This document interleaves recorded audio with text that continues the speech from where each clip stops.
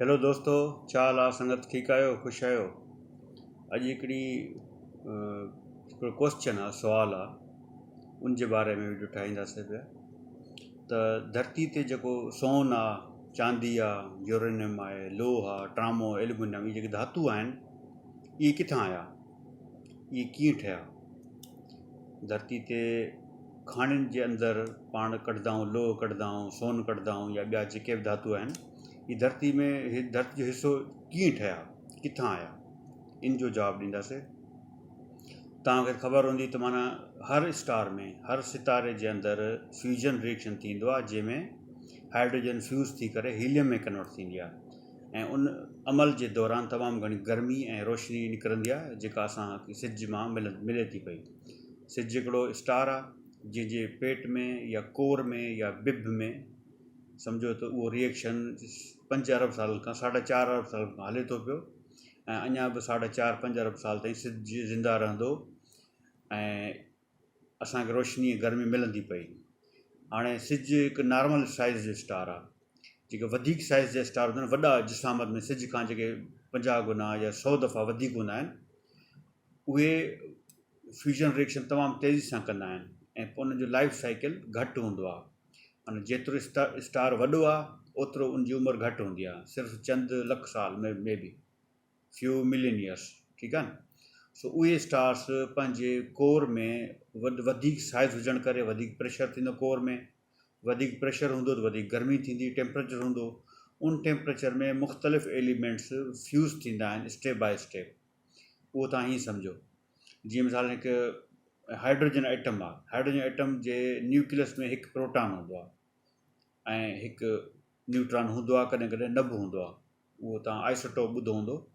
त hydrogen atom जे nucleus में हिकु प्रोटॉन खे जेकॾहिं पाण 2 प्रोटॉन करे छॾियूं, माना 2 हाइड्रोजन एटम पाण में फ्यूज़ कयूं, मिलाए छॾियूं, त उहो हीलियम में कन्वर्ट थींदो आहे। उनजा प्रोटॉन 2 थी वेंदा।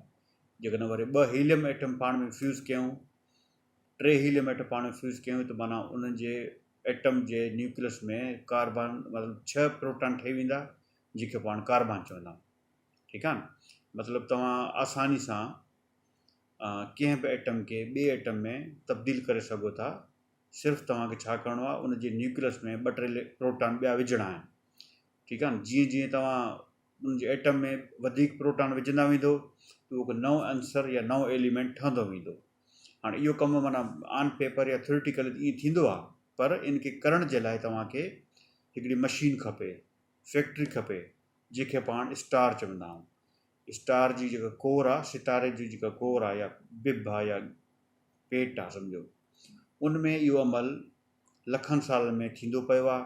हाइड्रोजन पहिरियां फ्यूज़ थींदी आहे हीलियम में, वरी जॾहिं हाइड्रोजन ख़तमु थी वेंदी आहे, वरी हीलियम में फ्यूज़ थी करे कार्बन ठाहींदो आहे, ऑक्सीजन ठाहींदी आहे। जॾहिं ऑक्सीजन या कार्बन ख़तमु थी वेंदो आहे, पोइ वरी छा थींदो आहे, त उहे वधीक फ्यूज़ थी करे ॿिया मेटल ठाहींदा आहिनि। सोडियम आहे, पोटाशियम आहे, कैल्शियम आहे, आयरन आहे। ठीकु आहे न? हाणे इहे जेके एटॉमिक नंबर तव्हां ॾिसंदो न, पर ईअं वधंदा था वञनि पिया। सोडियम जो एटॉमिक नंबर 13 आहे, पोटाशियम जो घणो आहे 19 आहे, मैग्नीशियम जो 12 आहे, कैल्शियम जो 20 आहे, लोह जो 26 आहे 26। त लोह ताईं जॾहिं मामिलो पहुचंदो आहे सिज जे सितारे जी कोर में, त लोह जो एटम वधीक फ्यूज़ थी न आहे सघंदो, छो जो लोह हिकिड़ो तव्हां स्टेबल एलिमेंट आहे, ऐं धरती ते सभिनी खां वधीक मेटल जेको लोह ई मिलंदो आहे। सो स्टार जॾहिं वधीक ताक़त लॻाईंदो आहे लोह खे फ्यूज़ करण जे लाइ, त उहो धमाके सां फाटी पवंदो आहे। उहो स्टार जो बेसिकली मौत हूंदो आहे।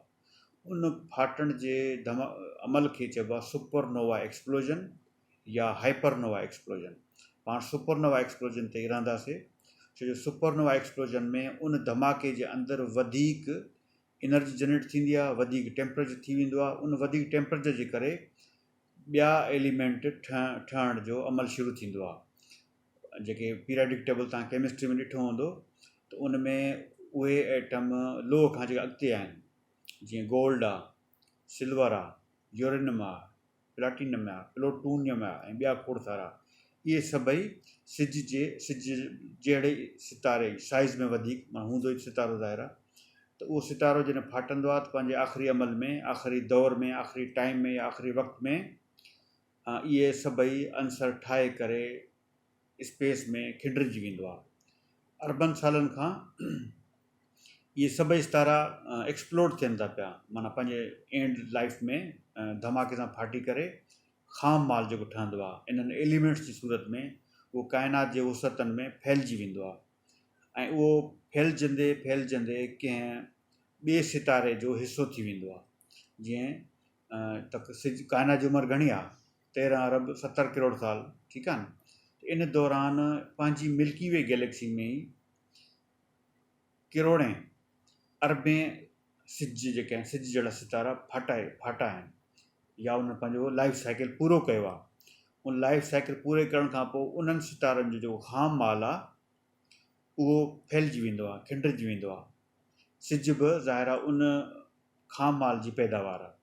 सिज जा जेके 9 सयारा आहिनि या 8 सयारा आहिनि, जंहिंमें 4 रॉकी वर्ल्ड्स आहिनि, 4 गैस जाइंट्स आहिनि, इन्हनि जो ख़ाम माल बि बेसिकली ॿियनि सितारनि जे एक्सप्लोजन खां पोइ वजूद में आयो आहे, धमाके खां पोइ वजूद में आयो आहे। ऐं उहे स्केटर्ड जेको मटीरियल हूंदो आहे गैस निबुला में, उहो विद टाइम पाण में कंबाइन थींदो आहे थ्रू ग्रेविटी, ऐं वरी ॿियो सितारो जनमु वठंदो आहे। उनजे ॿाहिरां वरी हिकिड़ी प्लेनेटरी डिस्क ठहंदी आहे, जंहिंमें वरी सियारा जेके आहिनि वजूद में ईंदा आहिनि। हाणे ज़मीन ते जेकी बि शइ मौजूदु आहे, ज़मीन जो हर एटम जेको आहे उहो बेसिकली कंहिं सितारे जी, हिकु सितारे जी न, अर्बन सितारे जे बाय प्रोडक्ट आहे, ख़ाम माल आहे। सो इहो जेको सुवालु हुयो त सोन चांदी किथां आयो, सोन चांदी स्टार्स जी कोर मां आयो। असांजे रगुनि में वहंदड़ रत में जेको लोह आहे, आयरन एटम्स आहिनि, उहे किथां आया, उहे बि सितारनि मां आया। असां जेको साहु खणूं था ऑक्सीजन किथां आई, सितारनि मां आई आहे।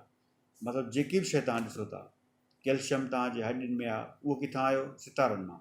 ॿूटनि में नाइट्रोजन किथां थी अचे पई, कैल्शियम किथां थो अचे पियो, सितारनि मां थो अचे पियो, ठीकु आहे न। सितारा ईअं खणी चओ जीअं मशहूरु साइंसदान कार्ल सेगन चई वियो आहे, we are nothing but we are star product, ठीकु आहे न। स्टार्स जी असां पैदावार आहियूं।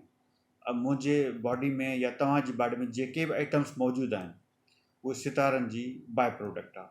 सितारनि जे ख़ाम माल मां असां सभई ठहिया आहियूं, ठीकु आहे न। पोइ पाणी हुजे या ॿिया जेके मिनरल्स आहिनि उहे हुजनि, ॿिया धातु हुजनि, सभु कुझु, सभु जबल, हर शइ, जेके बि आइटम मौजूदु आहिनि, वारी आहे इवन सिलिकॉन आहे, इहे सभई सितारनि जे मरण जो नतीजो आहिनि। ऐं तव्हां केॾा ख़ुशनसीबु आहियो जो तव्हांजा खरबें आइटम्स जेके अरबें सालनि खां मौजूदु हुया, उहे कंहिं तरीक़े सां कंबाइन थी करे हिकु कॉन्शियस बीइंग, हिकु होश हवास वारो इंसान जो रूप वरितो आहे। तव्हां 60-70 साल गुज़ारे वरी उहे तव्हांजा आइटम वरी खिंडिरिजी वेंदा काइनात जी वुसतनि में, छो जो सिज बि फाटंदो, ज़मीन बि ज़ाहिर कंहिं हिकु दफ़ो कंहिं इवेंट में शेटर थी वेंदी, खिंडिरिजी वेंदी, ड्रही वेंदी, तबाह थी वेंदी। तव्हांजा आइटम वरी खिंडिरिजी वेंदा काइनात में, अरबनि सालनि में थी सघे थो तव्हां कंहिं ॿिए सियारे जे वजूद जो हिसो बणिजो। आहे न हैरत अंगेज़ ॻाल्हि, ठीकु आहे। Thank U.